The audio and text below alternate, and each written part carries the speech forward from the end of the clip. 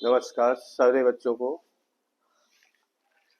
मैं राघव मिश्रा आज आपको एक नया टॉपिक ले रहे हैं जो कि आपके लिए इम्पोर्टेंट टॉपिक है।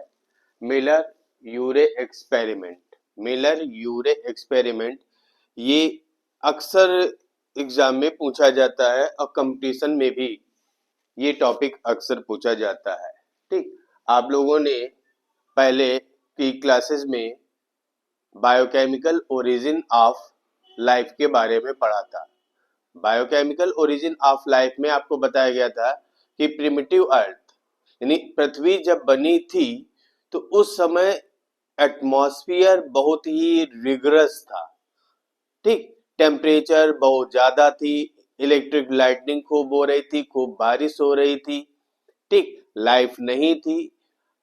ठीक, नाइट्रोजन, हाइड्रोजन, ऑक्सीजन, कार्बन ये आपस में कंबाइंड फॉर्म में प्रेजेंट थे। ठीक, और ओपेरिल हेलेडन ने बताया कि ऐसे इन्वायरमेंट में रिएक्शंस के कारण, केमिकल रिएक्शंस के कारण पहले सिंपल ऑर्गेनिक मॉलिक्यूल जैसे अमीनो एसिड हैं, सैकराइड्स हैं, कार्बोहाइड्रेट्स हैं, ठीक, कार्बोक्सी डेरिवेटिव्स हैं, एल्डिहाइड हैं, कीटोन हैं, ऑर्गेनिक एसिड्स हैं, ये बने होंगे। ठीक, और फिर सिंपल मॉलिक्यूल आपस में कंडेंस पॉलीमराइज होकर के उन्होंने लार्ज ऑर्गेनिक मॉलिक्यूल का, लार्ज कॉम्प्लेक्स ऑर्गेनिक मॉलिक्यूल का निर्माण किया होगा और फिर उनसे सेल जैसी संरचना या आप कहें जीवन की उत्पत्ति हुई थी। ये किसने बताया था? ओपेरिन हेलेडेन हाइपोथेसिस कहती है। ध्यान दें, हाइपोथेसिस यानी एक कल्पना है और इस कल्पना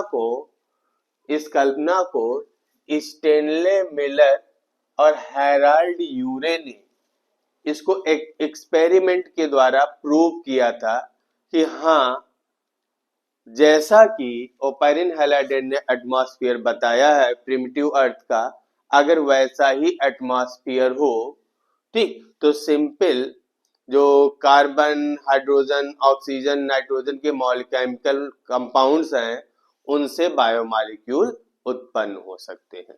ठीक, मीन्स ये एक्सपेरिमेंट स्टेनले मिलर ने 1953 में यूनिवर्सिटी ऑफ शिकागो में किया था और उन्होंने इस एक्सपेरिमेंट के द्वारा बायोकेमिकल ओरिजिन ऑफ लाइफ को प्रूव किया है। बायोकेमिकल ओरिजिन ऑफ लाइफ को प्रूव किया कैसे?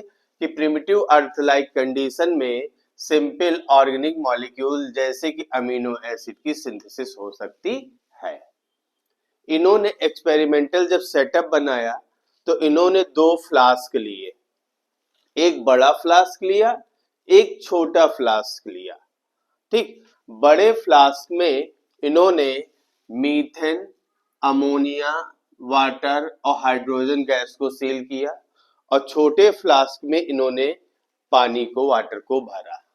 ठीक, तो जो बड़ा फ्लास्क था उसमें मीथेन, अमोनिया, हाइड्रोजन थे और उसको छोटे फ्लास्क जिसमें कि वाटर प्रेजेंट था उससे कनेक्ट किया। ठीक, फिर क्या किया? इस एक्सपेरिमेंटल सेटअप में वैक्यूम जनरेट किया, मींस एयर बाहर कर दी, पूरे सेटअप को स्टेराइल किया कि यहाँ पर कोई भी लाइफ या कोई भी ऑर्गेनिक मॉलिक्यूल इस सेटअप के अंदर नहीं होना चाहिए। ठीक, कंडेंसर यूज किया वेपर को कंडेंस करने के लिए, कोई कंफ्यूजन नहीं। फिर इन्होंने एक्सपेरिमेंट जब करना शुरू किया तो इन्होंने क्या किया, जो स्मॉल फ्लास्क में वाटर है, जो वाटर स्मॉल फ्लास्क में है, इसको हीट किया जिससे कि वेपराइजेशन हुआ और वेपर प्रोड्यूस हुई। थ्योरी आप इधर देख लीजिएगा। वेपर जो प्रोड्यूस हुई वो कनेक्शन के थ्रू मूव करते हुए लार्ज फ्लास्क में पहुंची। ठीक, यानी वेपर्स जो है वो लार्ज फ्लास्क में इंटर की और जहां पर गैसियस मिक्सचर भरा था, अब उन्होंने इलेक्ट्रोड को यूज करके कंटिन्यूअसली इलेक्ट्रिकल स्पार्क प्रोड्यूस किया, यानी बिजली की कड़कड़ाहट। हमने बताया था प्रिमिटिव, ओपेरिन हेलाडेन ने बताया कि टेम्परेचर बहुत ज्यादा था, बिजली कड़क रही थी, तो इलेक्ट्रिक स्पार्क को यूज करके इलेक्ट्रोड के इन्होंने इलेक्ट्रिक स्पार्क प्रोड्यूस किया और मिक्सचर, फिर ये सर्कुलेशन, ये प्रक्रिया कुछ दिनों, लगभग एक हफ्ते तक चलती रही। यानी ये सर्कुलेटिंग मिक्सचर जो हुआ कंडेंसर से पास हुआ, कंडेंसर ने वेपर को कंडेंस किया, फिर ड्रॉप में बदला, ड्रॉप आके यू शेप की ट्यूब में कलेक्ट हुआ, फिर मूव करके स्मॉल फ्लास्क में आया, हीट हुआ, फिर वेपराइज हुआ, फिर इधर आया और ये प्रक्रिया कुछ दिनों, लगभग एक हफ्ते तक चलती रही। एक हफ्ते बाद इन्होंने वाटर को हीट करना स्टॉप कर दिया और जो यू शेप की ट्यूब थी उसमें से कोल्ड वाटर को बाहर निकाला।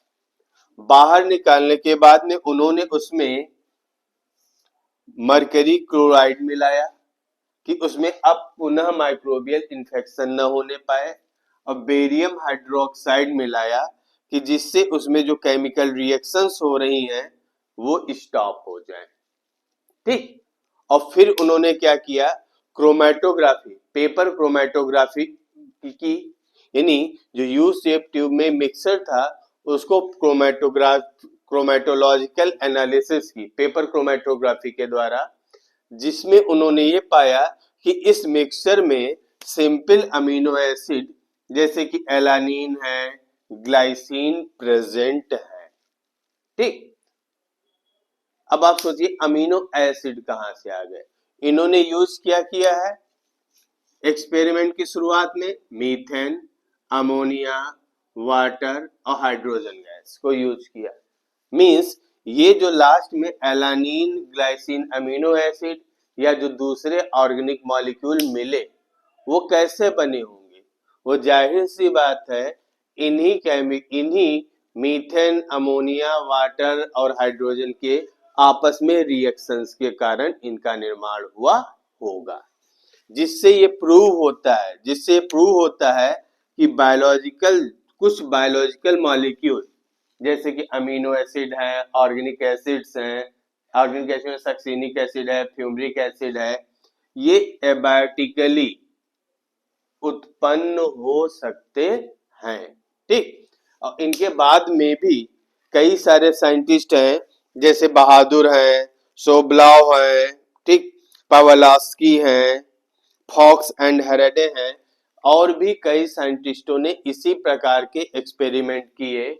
बस उन्होंने क्या किया है, जैसे इन्होंने मीथेन, अमोनिया, वाटर और हाइड्रोजन यूज किया था, तो उन्होंने अलग अलग केमिकल को यूज किया और जिससे कि लार्ज सिंपल ऑर्गेनिक मॉलिक्यूल की सिंथेसिस, जैसे एडेनिन है, ग्वानिन यानी जो नाइट्रोजनस बेस है, ठीक, यहाँ पे जैसे HCN को ऐड कर दिया गया है तो एडेनिन की सिंथेसिस हो गई, जिससे ये प्रूव हुआ कि ओपेरिन हैलिडेन की जो हाइपोथेसिस है वो सही है कि जब पृथ्वी बनी होगी तो सबसे पहले जो ऑर्गेनिक मॉलिक्यूल बने हैं वो इनऑर्गेनिक मॉलिक्यूल के केमिकल रिएक्शंस के कारण बने होंगे।